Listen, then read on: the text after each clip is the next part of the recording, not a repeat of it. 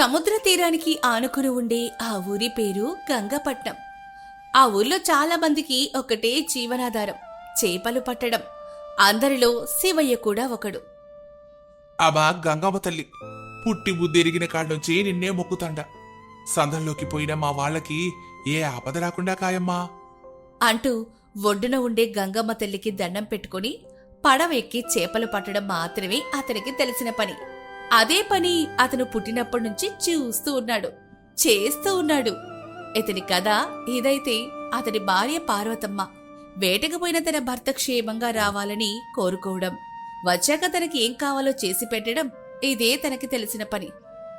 నా ఇంటోడు ఎవరి మాట వినరమ్మా, నువ్వే ఆయన మీద ఒక కన్నేసుంచు అంటూ అదే గంగమ్మ తల్లికి దండం పెట్టుకుంటూ ఉండేది. వీరిద్దరిని చూసి ఆ గంగమ్మ తల్లి నవ్వుకుంటూ ఉండేది. తెచ్చిన చేపల్ని సరాసరిగా సంతకు తీసుకుని వెళ్లేవాడు శివయ్య. రావాలమ్మా రావాలి, లేత బోమిడాయిలు, మట్టగిరిసెలు, జిలేబీ చేపలు రావాలమ్మా రావాలి, సార తక్కువ ధరమ్మా అంటూ అమ్ముకొని వచ్చిన డబ్బు తీసుకుని ఇంట్లో కావలసిన వస్తువులు, తన భార్యకి మల్లె పువ్వులు తీసుకొచ్చేవాడు. వాళ్ళుండేది చిన్న గుడిసె అయినా చాలా ప్రేమగా ఉండేవారు. నాకెందుకయ్యా ఈ అనవసర ఖర్చు? పెళ్ళానికి మల్లెపూలు తీసుకుని రావడం ఖర్చు కాదే, ప్రేమ. వద్దొద్దు అంటూనే జడలో మల్లెపూలు పెట్టించుకునేది పార్వతమ్మ. బంగారం ఎంత ట్రక్కు పెట్టెలో ఉన్నా మొగుడు తెచ్చే మల్లెపూలు ఏ భార్యకైనా అపురూపం కదా. ఒకరోజు ఉదయాన్నే నిద్రలేచి, పార్వతమ్మా, సేటు తిడుతూ ఉన్నాడు, చేపలు పంపాలంట. నేను ఏటకెళ్ళొస్తా, నువ్వు జాగ్రత్త. అది కాదయ్యా, సూతంటే మబ్బు పోటెత్తింది, సంద్రం కూడా నిలబడుతుంది. ఈ పూటకి ఆటకొద్దులయ్యా. శిశిని అవ్వ, నాకు సందరం గోతనా? గంగమ్మ తల్లికి మనం భయపడచ్చా? నా చిన్నప్పటి నుంచి ఇలాంటి వాన తడుపులు ఏని చూడలేదు, నువ్వు జాగ్రత్త అంటూ వల తీసుకుని పడవెక్కి వెళ్ళాడు. ఈ మనిషి చెప్తే పట్టించుకోడు కదా. అమ్మా గంగమ్మ తల్లి, నా మొరటు మొగుడిని నువ్వే కాస్త భద్రంగా చూడమ్మా అంటూ ఎప్పటిలాగానే దేవతని మొక్కుకొని తన పనిలో తాను పడింది. ఇలా సమయం గడుస్తుంది. వర్షం బీభత్సంగా మారుతుంది. అమ్మా గంగమ్మ తల్లి, కరుణించవా అంటూ ప్రతిక్షణం పార్వతమ్మ మనసులో వేడుకుంటూ ఉంది. ఇలా జరుగుతూ ఉంది కానీ వర్షం మాత్రం ఆగట్లేదు. పార్వతమ్మకి గుబులు మొదలైంది. వెంటనే ఆ ఊర్లో ఉండే ప్రెసిడెంట్ పీతల నాయుడు దగ్గరికి వెళ్ళింది. ఏంది ఇట్టా వస్తుండావు, ఏమైంది? అయ్యా అయ్యా, మా ఇంటోడు సంద్రంలోకి ఆటకపోయిండు. ఈ వర్షంలో ఏడకి పోయింది? మత్స్యకాలు చేపలకు పోవద్దని హెచ్చరిక చేసిండు కదా, ఏం లేదా? అంటూ గుండె మీద రాయేసినట్టు చెప్పాడు. ఆ నిమిషం పార్వతమ్మ 100 సార్లు లోపల చనిపోయింది. ఇంట్లో రేడియో లేదయ్యా, నాకు ఈ వివరాలు తెలియవు సరేలే, ముందు గ్రామాధికారి దగ్గరికి పదా అంటూ పీతల నాయుడు ఇంకా పార్వతమ్మ ఇద్దరు గ్రామాధికారి దగ్గరికి వెళ్లి ఫిర్యాదు చేశారు. ఏందమ్మా ఈ తొలకాయ నొప్పి నాకు? ఎవరు సంద్రంలోకి పొమ్మని చెప్పింది మీ ఆయన్ని? అంటూ తను చేయాల్సిన పనులు చేయడం మొదలెట్టాడు. పార్వతమ్మ వెళ్లి ఒడ్డున కూర్చొని సముద్రం వైపు చూస్తూ ఉంది. వర్షం అల్లకల్లోలమవుతూ ఉండడంతో అందరికీ శివయ్య రాడు అని అర్థమైపోయింది.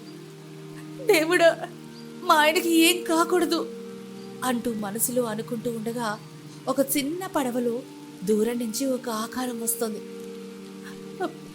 మావా అంటూ కళ్ళు విప్పారి చూస్తూ ఉంది. మెల్లమెల్లగా ఆ పడవ ఒడ్డుకొచ్చింది.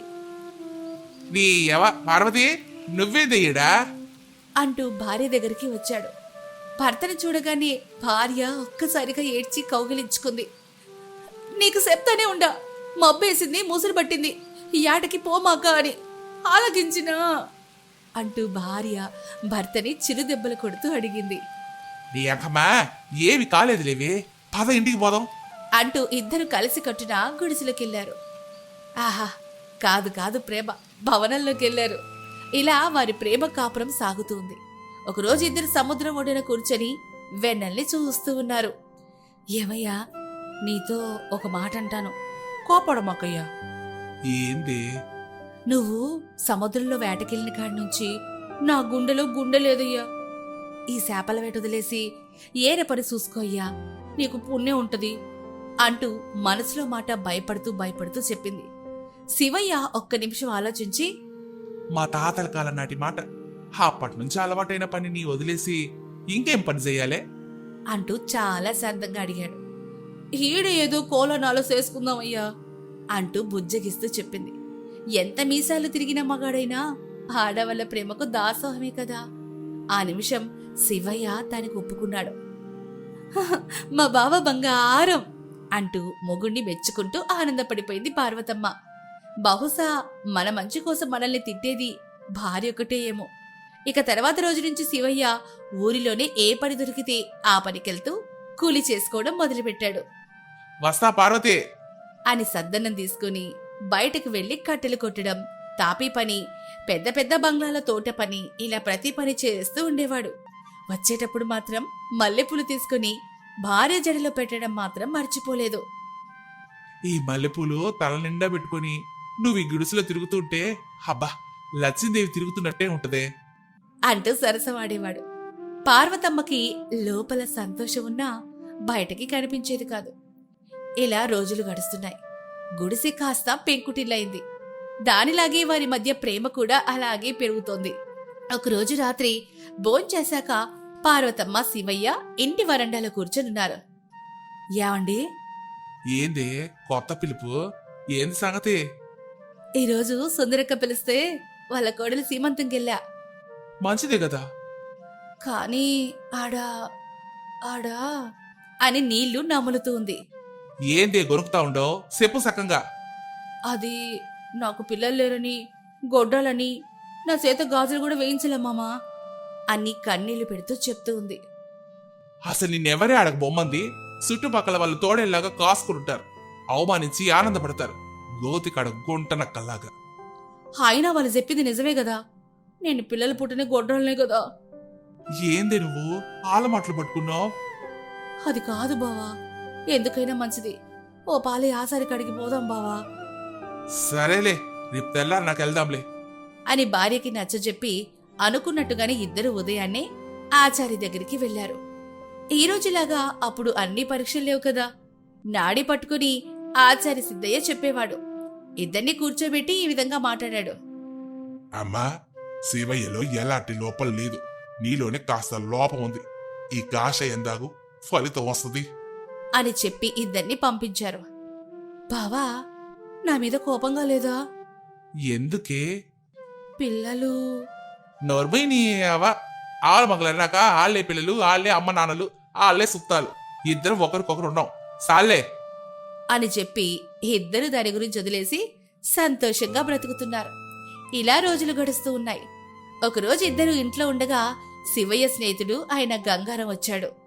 శివా, ఓ శివా అని పిలుస్తూ ఉంటే లోపల నుంచి పార్వతమ్మ వచ్చింది. ఏంటన్నయ్యా వాళ్ళేడా అని అడగడంతో శివయ్య లోపల నుంచి వచ్చాడు. ఏంద్రో చాలా రోజులు గుర్తొచ్చావు? నీత చిన్న పని పడిందిరా. ఏందిరా?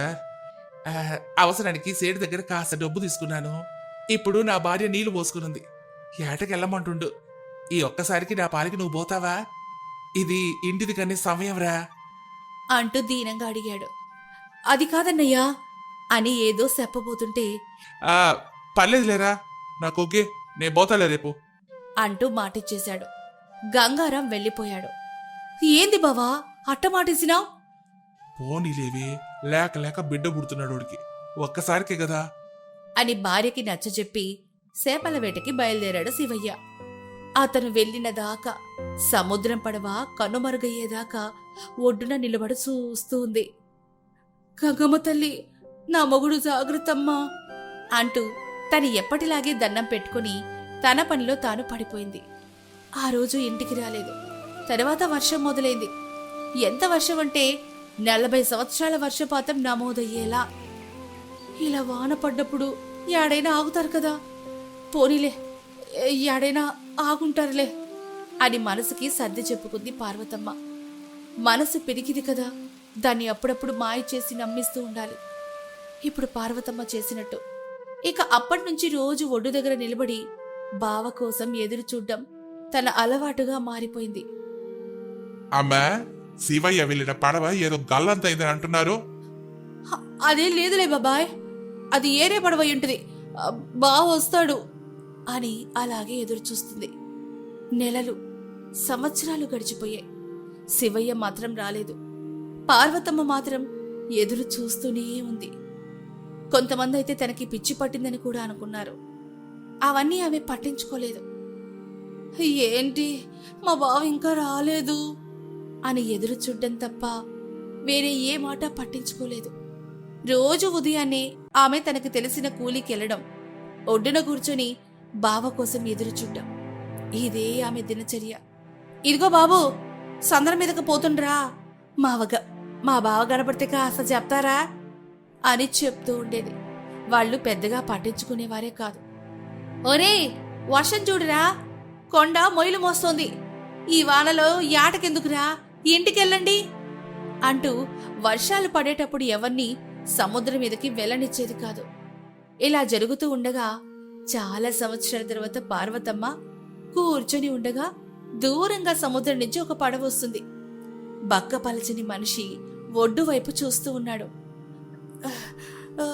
బావా బావా అంటూ ఉండగా అతను దిగాడు. పార్వతి, పార్వతి అంటూ వణుకుతూ వచ్చి తన జేబులో ఉన్న మల్లెపూలు తీసి పార్వతమ్మ జడలో పెట్టాడు. అప్పటి వరకు ఆపుకుని ఉన్న మొత్తం కన్నీళ్లను ఒక్కసారిగా కార్చేసింది పార్వతమ్మ. సముద్రంలో వచ్చిన వాయుగుండం వల్ల పడవ అదుపు తప్పి వేరే దేశానికి వెళ్లిపోయిందని, అక్కడి నుంచి రావడానికి ఇన్నేళ్లు పట్టింది అన్న విషయం ఆమె అడగలేదు. అతను చెప్పలేదు. ఎందుకంటే వాళ్ళిద్దరూ అతను కాకపోతే ఇంకొక అతను అంటూ ప్రేమను, పెళ్లిని కూడా తక్కువ చేసే తరం నుంచి కాదు, ప్రేమ పెళ్లి అంటే జీవితం అనుకునే తరం నుంచి వచ్చిన వారు కాబట్టి. ఈ జాలని జీవిత కథ మీకు నచ్చినట్లయితే మా ప్రయత్నాన్ని అభినందిస్తూ ఒక లైక్ చేయండి. మీ స్నేహితులకు షేర్ చేయండి. ఇలాంటి మరెన్నో ఆసక్తికరమైన కథల కోసం మన ఛానల్ని ఫాలో అవ్వండి.